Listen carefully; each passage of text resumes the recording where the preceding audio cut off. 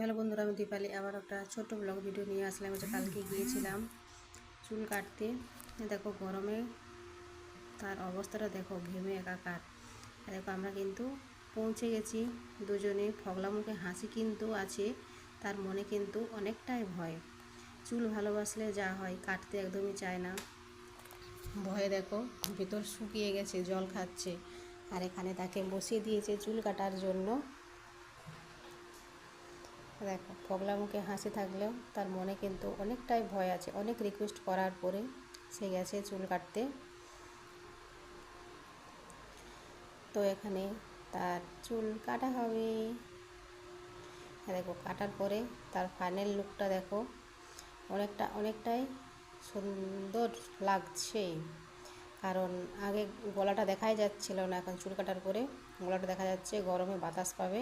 তো চলো টাটা।